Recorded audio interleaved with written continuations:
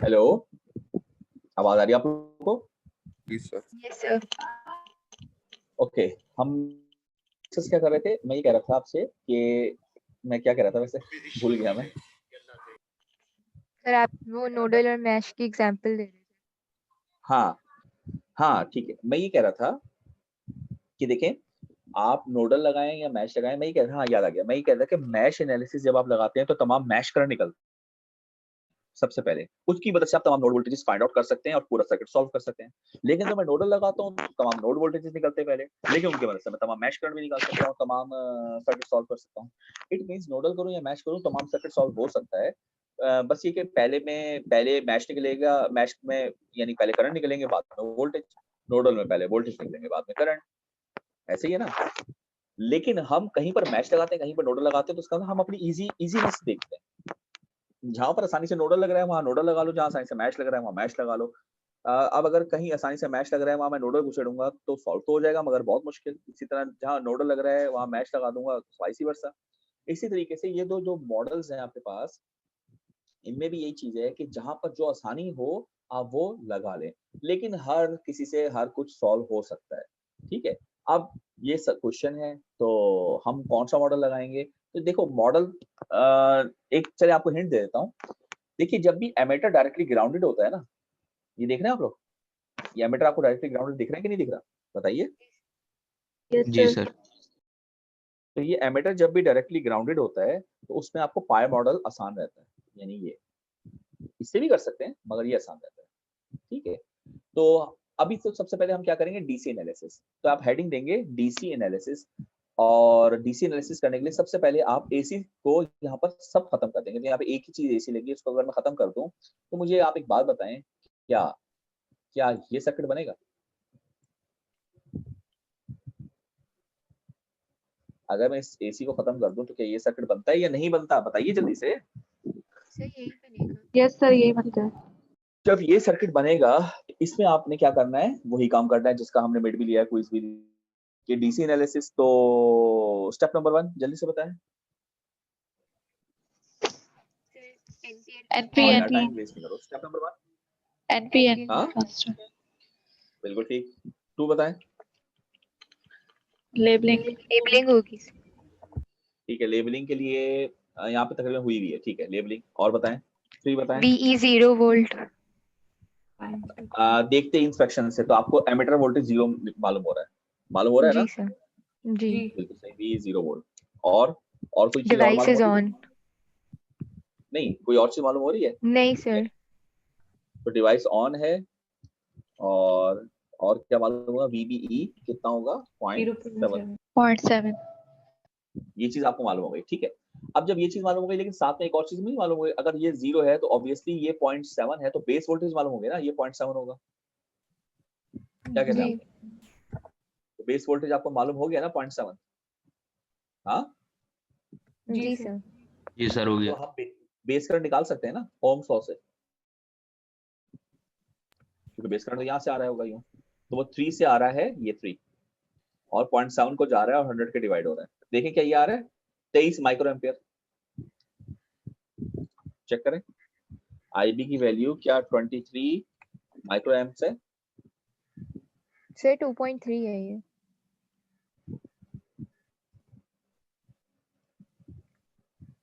मैं आपसे कह रहा हूँ क्या ये आ रही है कि नहीं आ रही है? आप कैलकुलेटर पे सॉल्व करके देखें, आप बताइए क्या कह रही है। क्या 23 माइक्रो आ रही है कि नहीं आ रही?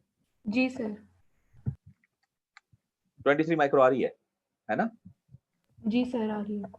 ओके, और चूंकि ये एक्टिव मोड, अच्छा एक और चीज भी, एक्टिव मोड में है या नहीं है अभी हमें नहीं पता।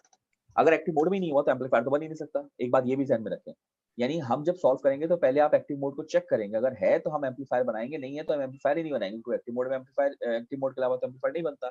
तो अब आप क्या करें, आपने कलेक्टर करंट निकाला है, तो अब आप एज्यूम करेंगे, यहाँ पर क्या एज्यूम करेंगे बताएं? बताइए। एक्टिव मोड अज्यूम करेंगे। बिल्कुल ठीक, एक्टिव मोड ये हमने एज्यूम कर लिया। अब जब हमने एक्टिव मोड एज्यूम कर लिया तो बीटा इस्तेमाल कर सकते हैं ना? तो बीटा 100 है, इस्तेमाल करके बताएं ये कलेक्टर करंट और एमिटर करंट ये आ रहे हैं जो इनमें दी हुई वैल्यूज, चेक करें जल्दी से।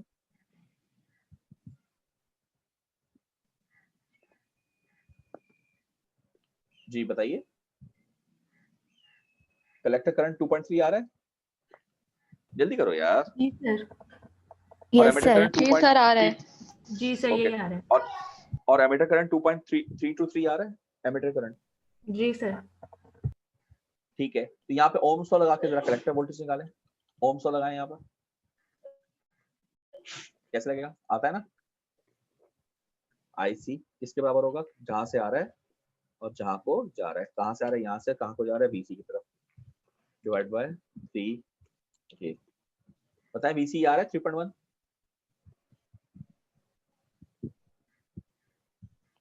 बताइए। यस सर आ रहा है। तो क्यू पॉइंट क्या हमारा आ गया, क्यू पॉइंट क्या होता है, वीसीई कॉमा आईसी। वीसी कितना है 3.1 वोल्ट, क्योंकि ई तो 0 है ना, और आईसी कितना है 2.3 मिली एम्प्स। जी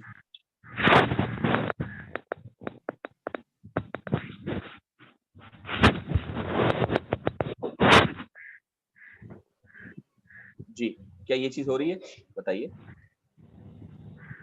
जी सर। क्या क्यू पॉइंट ये आ रहा है, जल्दी से बताएं। जी सर। तो मुझे बताएं, ये जो एक्टिव मोड एज्यूम किया था, इज इट करेक्ट और रॉन्ग।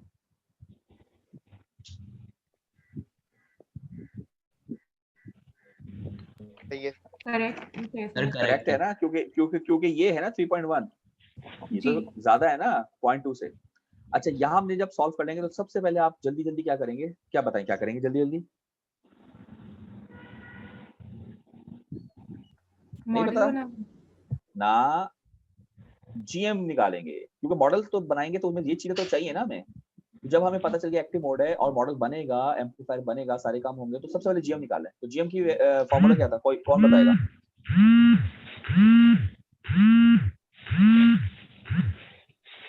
जीएम का फॉर्मूला बताएं, है आईसी अपॉन वीटी। अरे जल्दी, sorry Kabir, sir IC IC over GM IC IC over है, वीटी। बिल्कुल सही, आईसी ओवर वीटी। तो बताओ ना, रखो आईसी ओवर वीटी रखो, और मुझे बताओ जीएम कितना आ रहा है,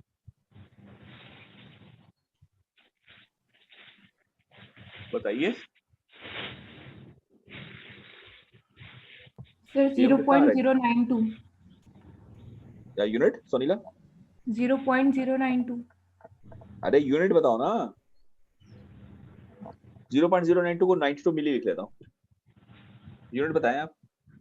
92 ए मिली। अपॉन बी, सॉरी क्या, ए अपॉन बी होगा। ए अपॉन वी को हम क्या कहते हैं, सीमेंस, जी सीमेंस। कंडक्टेंस है ना। जी तो जीएम आपने निकाल लिया, अब आपने आर पाई मॉडल लगाना है, तो आर पाई की वैल्यू भी निकाल लें। आर पाई निकालें। आर पाई का क्या फॉर्मूला है, beta upon gm. Beta upon gm. करें r pi equal to beta upon gm, बताइए।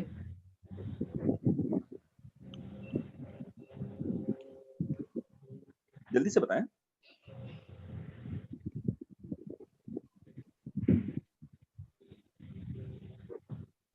या इतना टाइम लगा देते हैं लोग।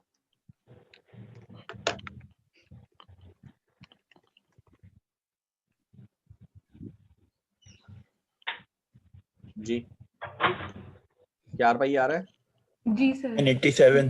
यही आ रहा। जी सर। तो हमने जीएम भी निकाल लिया, सारी चीज निकाल ली, क्या ख्याल है आपका, ठीक है। जी सर। अच्छा, आर ई निकालने की जरूरत है क्या, आर ई निकालूं या रहने दो। सर आ रही तो सर जरूरत नहीं मॉडल है। तो आप दूसरा वो लगाएंगे ना, वो पाई मॉडल, तो उसमें हाँ तो तो एक जरूरत नहीं ना, रहने देते हैं फिर, नहीं सर। ठीक है। तो अच्छा, इसके बाद हमने मॉडल बनाना है, तो मॉडल हम यहीं पे बनाते हैं, मैं बना के दिखाता हूँ, यानी कि आप, क्योंकि आपको बनाना होगा ना मॉडल। तो सबसे पहले आप क्या करेंगे, देखिए इस सर्किट को देखें, इसको भूल जाएं, ठीक है, इस सर्किट को आप देखें। तो कैसे बनाऊं बताएं। सबसे पहले आप एक काम करें, ये ट्रांजिस्टर को रिप्लेस करें इसके मॉडल, या मॉडल बना लें, कहाँ बनाऊं, जगह नहीं है, या बना लूं, हाँ दिख तो रहा है ब्लैक पे। अच्छा, ये ना मेरे पास ब्लैक कलर आ रहा है, इसमें व्हाइट नहीं हो रहा, पता नहीं क्यों, मैंने बड़ी ट्राई की।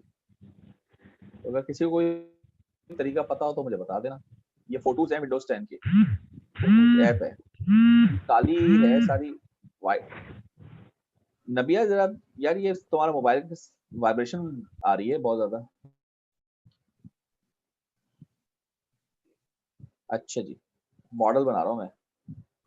सबसे पहले आप लोग यही काम क्या करेंगे, मॉडल बनाया करेंगे। GM VB आप लोग भी बना रहे हैं साथ साथ तो बेहतर है। ये कैरेक्टर हो गया, ये बेस हो गया, ये एमिटर हो गया। सबसे पहले आप मॉडल बनाएंगे। ये क्या है बताएं? R5 और इसके अक्रॉस वोल्टेज, कंट्रोलिंग वोल्टेज यही आ रहा है ना VB, जी सर। इस रजिस्टर के अक्रॉस। ये मॉडल कंप्लीट हो गया। क्या ख्याल है आप लोगों का? ठीक है। Yes sir. अच्छा, अब मैं इसको कलर अगर मैं चेंज करूं तो इधर कलर थोड़ा हल्का है, ये कैसा है, ये ठीक है, या ये ले लेंगे, ये भी सही है, ये बनाते हैं। अच्छा बताएं, एमीटर से क्या चीज कनेक्टेड है? आप सर्किट में बताएं, इस एमीटर से क्या कनेक्टेड है? ग्राउंड हुआ है। तो मैं इससे ग्राउंड लगा दूंगा, ऐसे करना है काम, सही है। अच्छा अब बताएं, बेस से क्या कनेक्टेड है? एक रजिस्टर और सप्लाई। रजिस्टर और सप्लाई। रुक जाएं, पहले रजिस्टर एक एक करके चलें। 100 के एक रजिस्टर है, ठीक है। अच्छा, इसके बाद दो सप्लाईज आ रही हैं, तो याद रखें जो अब ये एसी एनालिसिस है ना, तो इसमें डीसी सप्लाईज को किल कर देंगे। और किल कैसे करेंगे? जैसे कि थेवेनिन नॉर्टन में करते थे। किल करने का क्या मतलब होता है, कोई बता सकता है? शॉर्ट कर देंगे। गलत। किल ओपन करने का सर्किट। मतलब पूछ रहा हूँ यार ये बड़ी रट्टे वाले जवाब आप दे रहे हो तुम लोग सब मुझे। पहले भी बताई थी बात मैंने, थेवेनिन तो पहले भी किया है ना हम लोगों ने जी। सर अगर वोल्टेज सोर्स होगी तो वोल्टेज जीरो करने के लिए उसको शॉर्ट कर देंगे, और अगर करंट सोर्स होगी तो उसको ओपन कर देंगे। तो जवाब ये नहीं हुआ ना। सोर्सेस किल करने का मतलब है, इसका जवाब ये देंगे आप लोग कि सोर्सेस किल करने का मतलब है कि सोर्स की वैल्यू को जीरो कर दें। ये हुआ ना जवाब। जी सर। सोर्सेस किल करने का क्या मतलब होता है? सोर्स की वैल्यू को जीरो कर दें। तो यहाँ पर कोई करंट सोर्स लगी हुई है क्या? नहीं। यहाँ पर वोल्टेज सोर्स लगी हुई है दो, एक ये है VVB और एक ये है VCC। तो ये इन दोनों की वैल्यू को जीरो कर दे तो 0 वोल्ट का मतलब शॉर्ट सर्किट होता है। तो अगर मैं इसको शॉर्ट करूंगा तो ग्राउंड से लग जाएगा, और अगर मैं इसको शॉर्ट करूंगा तो ये भी, इसके पीछे पीछे क्या चीज मौजूद है? ग्राउंड ही है ना। इसका अंदर ये हुआ कि यहाँ पर मैं क्या कनेक्ट करूंगा बताएं आप लोग? एक सप्लाई, क्योंकि ये एसी सप्लाई है, ये एसी सप्लाई है, और नीचे क्या आ जाएगा बताएं? ग्राउंड। और कलेक्टर पे क्या लगा हुआ है? रेजिस्टर, और रेजिस्टर के बाद ग्राउंड। कलेक्टर पे लगा हुआ एक रेजिस्टर, और रेजिस्टर के बाद क्या है? और आप आउटपुट कहाँ ले रहे हैं? कलेक्टर पे ले रहे हैं, कलेक्टर वोल्टेज। तो ये इस नोड पे लेंगे ना, इस नोड पे ले लें कलेक्टर वोल्टेज। तो ऑब्वियसली इस नोड का वोल्टेज मैं आपको 10 दफा बता चुका हूं कि एक नोड का मतलब दूसरा नोड ग्राउंड होती है, तो दूसरी नोड ग्राउंड है ना, तो यानी कि एक तरह से जो VC है वो इस RC के क्रॉस आ गया। क्या ख्याल आप लोगों का? जी सर। जी सर। जी, अब आपको वोल्टेज गेन निकालना है। वोल्टेज गेन क्या होगा बताएं? Output VC collector voltage upon input voltage, यही होगा ना। इसको हम क्या कहेंगे? AV। और यही चीज हमें क्या करनी है? Find out. सही कह रहा हूँ गलत कह रहा हूँ? जल्दी बताओ यार, सही कह रहा हूँ ना? जी सर सही कह रहे हैं। जी सर। अच्छा, अब इसका वोल्टेज कैसे निकलेगा तो देखें। अगर मैं कहूं कि यार इसका वोल्टेज होगा जो यहाँ से करंट ऐसे फ्लो कर रहा है, ओम्स लॉ लगा लें, तो यहाँ से करंट ऐसे कौन सा फ्लो कर रहा है? तो अगर आप देखें ये सीरीज सर्किट है पूरा, ये तो ओपन सर्किट है, तो करंट जो होगा वो यहीं से आ रहा होगा ना, यहाँ से यूं आ रहा होगा। लेकिन आप कहेंगे सर ये तो करंट जा रहा है, तो अगर मैं माइनस साइन लगा दूं तो करंट आ रहा होगा ना। क्या ख्याल है आपका? जी सर। तो मैं कहता हूँ भाई करंट आ रहा है और यूं आ रहा है, तो ये जो भी करंट होगा वो इसका नेगेटिव होगा, सही है ना। तो मैं जरा अगर लिखूं यहाँ पर कि VC, या इसको आउटपुट वोल्टेज भी कह सकता हूँ, VC बराबर है आउटपुट वोल्टेज। आउटपुट भी कर सकते हैं इसको, हाँ आउटपुट ज्यादा अच्छा लगेगा क्योंकि इनपुट ओवर आउटपुट। क्या ख्याल आप लोगों का? इनपुट ओवर आउटपुट से ज्यादा अच्छा लगेगा। तो आउटपुट वोल्टेज जो बराबर होगा वो बराबर किसके होगा बताएं? माइनस, बोले GMVB। माइनस GMVB, ये करंट हो गया, इनटू RC। ओम्स लॉ, ये ओम्स लॉ लगा है। देखिए अब हाँ, मॉडल लगने के बाद मैंने क्या कहा था? सॉल्व करना क्या है? Linear circuit analysis. तो LCA चल रहा है, तो माइनस GMVB इनटू RC। यहाँ तक क्लियर बात? किसी को प्रॉब्लम हो तो बताओ जल्दी से। भाई जल्दी बताओ, एनी प्रॉब्लम? नहीं सर, अच्छा, अब वी आउट तो आ गया, यानी ये चीज हासिल हो चुकी है मुझे, मगर ये चीज अभी हासिल नहीं हुई है, बल्कि इसकी जगह पे मुझे ये हासिल हो गया, वीबी। तो आपको वीबी और वीआई का रिलेशनशिप देखना है, तो वीबी कहाँ पर है सर्किट में? कहीं होगा वीबी, पता है कहाँ है? सर वो आर पाई के अक्रॉस है। बताए ना, बिल्कुल सही, आर पाई के क्रॉस। इसका रिलेशनशिप इससे निकालना है, तो एक बात मुझे बताएं, क्या यहां से और यहां तक एक सीरीज सर्किट नहीं है ये? जी सर है। और सीरीज पर वोल्टेज डिवाइडर लगता है कि नहीं लगता? लगता है। लगता है। अगर मैं इस पर वोल्टेज डिवाइडर लगाऊं तो मैं कहूंगा वीबीई किसके बराबर होगा, पता है? अगर वीबी निकालना हो तो आप कहेंगे वीबी जिसके क्रॉस है उसको रखेंगे ऊपर, आर पाई अपॉन नीचे क्या आएगा बताओ, आर पाई प्लस, प्लस इसका नाम 100 कुछ होगा, आर, ये नाम रख लेना, अभी वेरिएबल चल रहा है, याद रखें जब वेरिएबल में काम करते हैं तो उस पे ना वो नहीं लाएगा, कभी वैल्यू नहीं लिखेगा, आर बी बी, सही है भाई, इनटू वी आई। अगर ये चीज को मैं यहां सब्स्टिट्यूट कर दूं तो in terms of v i equation आ गई ना, जी सर। तो वोल्टेज गेन निकल आया। वोल्टेज गेन किसके बराबर होगा? आप कहेंगे सर वोल्टेज गेन होगा v out, sorry v out over v in, ये किसके बराबर होगा? आप कहेंगे sir minus gm into r c into r pi upon r pi plus r p. ये इक्वेशन बताएं बनेगी कि नहीं बनेगी? अगर मैं यहां सब्स्टिट्यूट कर दूं, बताएं यही बनेगी ना? अगर मैं इसको यहां सब्स्टिट्यूट कर दूं और वी आई को क्रॉस मल्टीप्लाई करके इसके नीचे ले जाऊं तो ये बन जाएगी ना? जी। Yes sir. ये देखें, ये चीज बन गई, कुछ अजीब सा बन रहा है, कलर चेंज करें हम।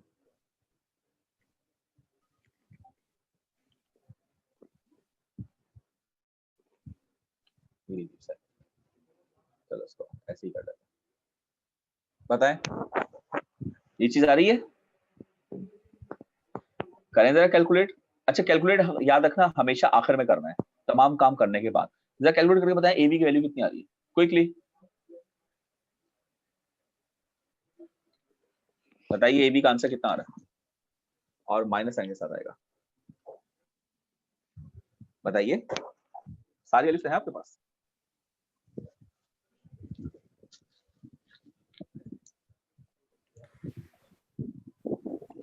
सर ये वी नॉट समझाते हैं कैसे है इनकी वैल्यूज? पहले इसका आंसर क्या है?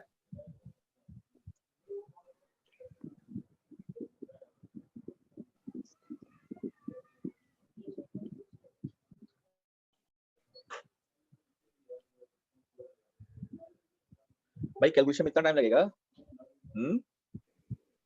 मोगनी कैलकुलेट नहीं किया अब तक? सर है भाई? नहीं अभी नहीं किया। करो ना जल्दी साहब। जी सर कर रहे हो। तो -9.89 10 की पावर -4 आ रही है। एक मिनट रुको, 9 क्या क्या क्या दोबारा बोलो, 9 पॉइंट -9.89 10 टू द पावर -4। नहीं यार गलत है ये नहीं आएगा।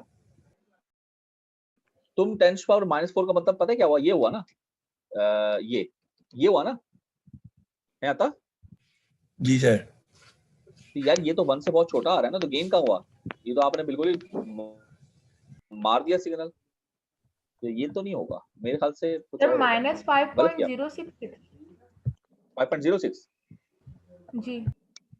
हाँ ये हो सकता है। अच्छा इसका यूनिट क्या होगा गेन का? गेन का यूनिट बताएं जल्दी से। -2.97 आ रहा है। अरे भाई सब अलग अलग डाले कैलकुलेशन। जी सर -2.97 है। सर -2.97। तो मेजॉरिटी तो यही कह रही है, तो उसको फिर मिटा दो, फिर वो गलत होगा। यूनिट क्या होगा जल्दी बताएं, वोल्टेज गेन का यूनिट बताएं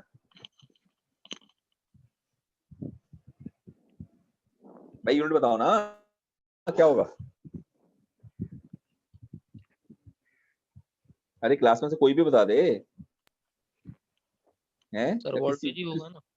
वोल्टेज ही लग रहा है। नहीं, गलत। सर इसका कोई भी यूनिट नहीं होगा ना? यूनिट नहीं होगा। रेशियो है सेम Unit नहीं क्वांटिटी होगा। का, तो यूनिट कोई नहीं होगा। बिल्कुल सही, वेरी गुड। देखो ये आंसर चाहिए था ना मुझे आप लोगों से। तो इसका यूनिट कोई नहीं होता, लेकिन हम इसको रिप्रेजेंट करने के लिए यूं लिख देते हैं, ये वोल्ट पर वोल्ट। ठीक है ना, मतलब यूनिट कोई नहीं है, आप सही कह रहे हैं, मगर इसको रिप्रेजेंट कर रहे हैं बस वोल्ट पर वोल्ट, ताकि पता चल जाए वोल्टेज गेन है। तो -2.97। अच्छा जरा पहले आंसर चेक करते हैं, फिर डिस्कस करेंगे आगे। आंसर्स देखते हैं। इसको सॉल्व का किया है, सॉल्व ही नहीं किया हुआ यार। इसका आंसर कहाँ है? नहीं आंसर। चलो ठीक है भाई, यही आंसर, आंसर नहीं। अच्छा सही है हमारा। अब ये बताएं कि इसमें कोई सवाल है तो पूछिए, आप पूछे सवाल, कौन पूछना चाह रहा है? वी नॉट समझा दें। ये हो गया कैसे सॉल्व। है? वी नॉट समझा दें सर। ये जी सर। ये जी अहमद जी जी ये यहाँ पर ओम्स लॉ लगाया है, ओम्स लॉ लगाया है यहाँ पर। ये VC जो है यही V नॉट है ना बेसिकली। जी सर। भाई VC V नॉट है ना, ये लिखा हुआ है। तो इस तरह ओम्स लॉ लगा लें, तो V इक्वल्स टू IR, ये किया V इक्वल्स टू IR। ठीक है,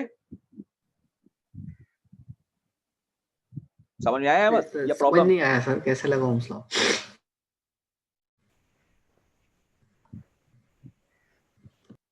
अहमद जल्दी बताओ यार, टाइम नहीं वेस्ट करो। सर नहीं ओम्स लॉ आया क्या होता है? समझ। 20 का। सर नहीं अरे आया मैं क्या समझ। पर्शियन बोल रहा हूँ, मैं पूछ रहा हूँ ओम्स लॉ क्या होता है बताएं। Equals to IR। V equals to IR, बिल्कुल ठीक। तो यहाँ पर R क्या है? RC। बिल्कुल ठीक। और I क्या है? जरा इस पाथ में बताएं कौन सा करंट आपको दिख रहा है फ्लो करते हुए? वो MB वाला। भाई ये पूरा पाथ है ना, ये मैं चलो रब कर देता हूँ। इस पूरे पाथ में आपको क्या एक ही करंट नहीं दिख रहा है, ये वाला? दिख क्या कहते हो? दिख रहा है। इस करंट की वैल्यू क्या है? GMBB। मगर ये करंट तो यूं जा रहा है, यूं जा रहा है ना, जी। मगर साइन कन्वेंशन उल्टा जा रहा है, तो इसलिए हम क्या लगाएंगे? माइनस। तो ये करंट है, ये माइनस है, ये R है, खत्म। V इक्वल्स टू ठीक। IR। माइनस साइन क्यों लगा? क्योंकि साइन कन्वेंशन, करंट तो उल्टा होना चाहिए था ना। तो अगर या इसको आप इस तरह से कह रहे हैं कि मैं करंट यूं लेके जा रहा हूं, तो जब मैं यूं करंट लेके जाऊंगा तो इसका उल्टा ही होगा ना, तो माइनस साइन आ गया, माइनस जी GMBR। ठीक। सही है, जी ठीक है। और कोई सवाल किसी और का, कोई भी मसला? जी बाकी क्लियर है सबको? जी सर क्लियर। अच्छा देखिए, एक बात याद रखिएगा, ये जो एम्पलीफायर बनते हैं ना, सारे इस तरह के बनेंगे। यानी अगर आप इनपुट ये दे रहे होंगे, तो आउटपुट जो होगा वो आपका उल्टा आ रहा होगा, यूं, ये आउटपुट आ रहा होगा, क्योंकि देख रहे हैं आप माइनस साइन आ रहा है। और आप भी जानते हैं ना, जब हम बेस पे इनपुट देते हैं, कलेक्टर से आउटपुट देते हैं, तो ये एक नॉट गेट बन रहा होता है। याद है आप लोगों को? इन्वर्टर बनता है, मैंने क्लास में कराया था ना, 1 2 तो 0 आता है, 0 2 तो 1 आता है। जी सर। तो ये वही तो चीज है। अभी देखो, जब आप बेस पे इनपुट दो और कलेक्टर से आउटपुट दो, तो इन्वर्टर बनता है। तो यहाँ पर भी हम बेस पर सप्लाई दे रहे हैं और कलेक्टर से आउटपुट दे रहे हैं, तो वेवफॉर्म भी उल्टी आ रही है, माइनस साइन। तो इसका आउटपुट हमेशा इन्वर्टेड आता है। लेकिन अगर हम इनपुट आउटपुट बदल दें, तो ये चीज बदल जाएगी। ठीक है, क्योंकि एम्पलीफायर की कुछ एग्जाम होती हैं। एग्जाम चले मैं आपको बता देता हूँ, हमारे सिलेबस में जो एग्जाम है ना, वो मॉसफेट में हम करेंगे, बीजेटी में हम नहीं करेंगे। वो आप लोग अगले कोर्स में करेंगे, अपने इलेक्ट्रॉनिक सर्किट डिजाइन में करेंगे। लेकिन मैं बता देता हूँ, देखिए हमारे पास टर्मिनल्स कितने होते हैं? कितने होते हैं बताएं? टर्मिनल्स, एक बेस होता है, एक कलेक्टर होता है, और तीसरा एमिटर। एमेचर होता है। तो देखो, अगर अगर अगर और सुनो बात, अगर मैं इनपुट बेस पर दूं और आउटपुट कलेक्टर से लूं, तो ये क्या हो गया? कॉमन हो गया। ये ग्राउंड भी हो रहा है, ये देखिए ग्राउंड हो रहा है कि नहीं हो रहा? जी। और ग्राउंड मॉडल में देखते हैं, खासतौर पर मॉडल में ग्राउंड हो रहा है, इसको कहते हैं कॉमन एमिटर एम्पलीफायर। क्या कहलाता है ये? Common emitter amplifier. इसका आउटपुट हमेशा इन्वर्टेड होता है, लाइक दिस, कॉमन एमिटर का, क्योंकि इसमें इनपुट बेस पे आउटपुट कलेक्टर है। यहां तक क्लियर बात? जी सर। लेकिन अगर मैं इनपुट यहां दूं, इधर आई लिख देता हूं, इनपुट यहां दूं और यहां से आउटपुट ले लूं, तो ये क्या बन जाएगा? क्या बन जाएगा? Common base amplifier. इसमें इनपुट मैं एमिटर पे दे रहा हूं, आउटपुट कलेक्टर से ले रहा हूं, तो ये क्या बन गया? Common base amplifier. और अगर मैं बेस पे इनपुट दूं और एमिटर से आउटपुट लूं तो ये चीज क्या बन जाएगी मेरी, बताइए? Common collector amplifier. तो 3 टाइप्स बनी कि नहीं बनी? ठीक है, जी सर। यहां तक क्लियर बात? अच्छा, कॉमन एमिटर एम्पलीफायर में वोल्टेज गेन होता है? हाँ होता है। करंट गेन होता है? हाँ होता है। वाओ, तो इनका प्रोडक्ट पावर गेन होगा, जाहिर सी बात है, वो दोनों हो रहे हैं तो ये तो डबल होगा, क्या ख्याल है? तो डबल टिक लगा दो, है ना? सही है। जी सर। कॉमन बेस में वोल्टेज गेन होता है? हाँ होता है। करंट गेन होता है? नहीं होता है, यूनिटी होती है। सॉरी, वहां लिखना था, यूनिटी होती है। तो क्या पावर गेन होगा? हाँ होगा, क्योंकि वोल्टेज गेन तो हो रहा है ना, क्या ख्याल है आपका? मगर सिंगल। बात समझ में आई? जी सर। अच्छा, कॉमन सेंस की बात, कॉमन बेस के अंदर इनपुट एमिटर है, आउटपुट कलेक्टर है, तो एमिटर करंट और कलेक्टर करंट तो तकरीबन बराबर नहीं होते, क्योंकि बेस करंट तो बहुत छोटा होता है, तो एमिटर कलेक्टर तो तकरीबन बराबर होते हैं, 19-20 का फर्क होता है, क्या ख्याल है? ये देखें, ये देखें, ये कलेक्टर करंट है 2.3, ये एमिटर करंट है 2.323, तो तकरीबन बराबर है ना, और ये बेस था, फर्क तो इसमें आ रहा था ना, ये तो बराबर है, इसलिए इसमें तकरीबन 1 होता है। क्लियर? जी सर। जी सर। इसी तरीके से कॉमन कलेक्टर की अगर मैं बात करूं तो इसमें वोल्टेज गेन होता है? नहीं होता, यूनिटी। करंट गेन होता है? हाँ होता है, आई ए आई। तो क्या पावर गेन होगा? बिल्कुल होगा, जी अगर सिंगल, क्या ख्याल है?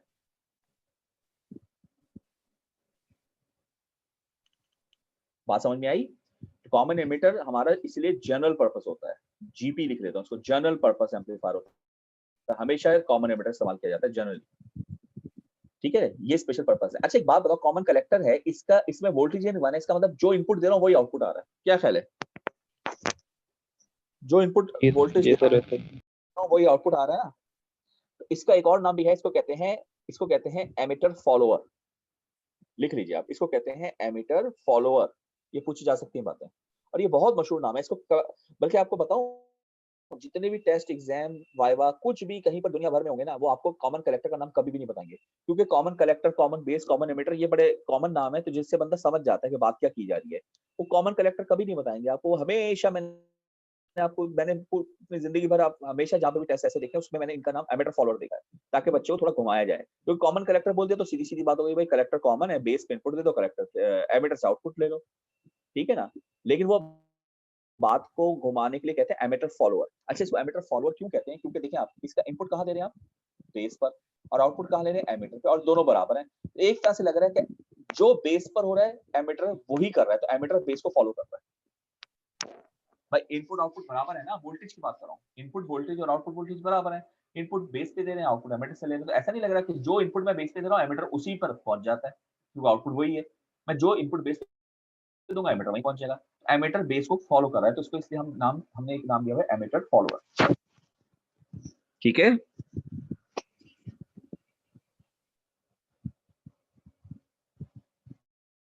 भाई बात समझ आ रही है? जी हेलो, सर, आ रही। Yes sir. नोट कर लिया यहाँ तक आप लोगों ने? जी सर। अच्छा जी, मैं जरा इसको रब कर रहा हूँ, आगे चलिए। ये हमने कर लिया, हाँ ये चीज।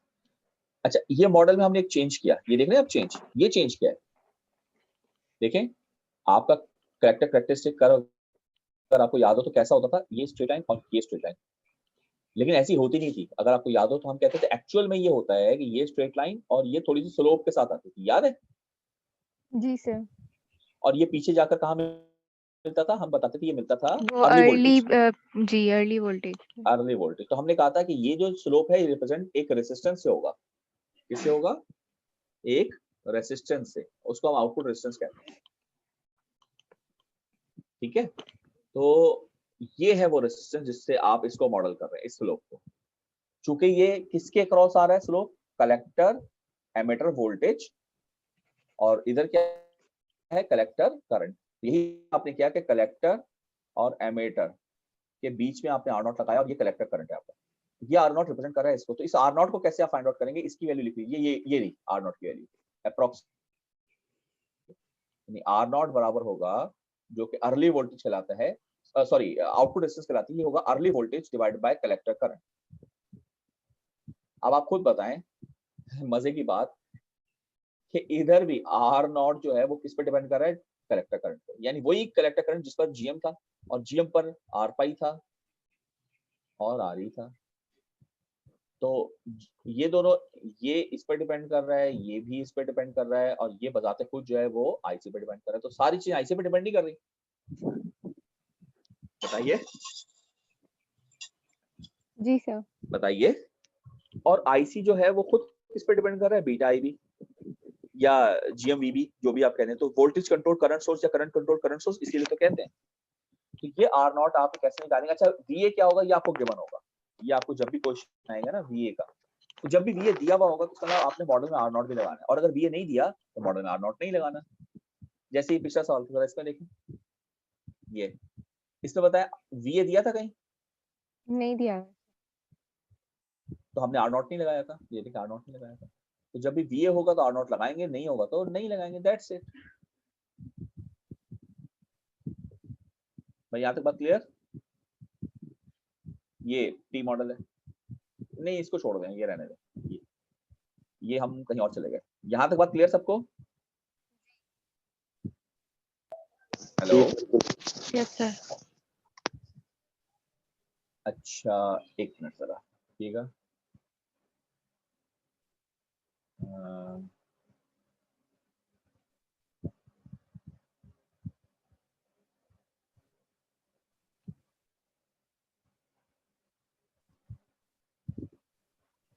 सर और कितनी देर है क्लास? हेलो क्या हुआ, कौन पूछ रहा है? जी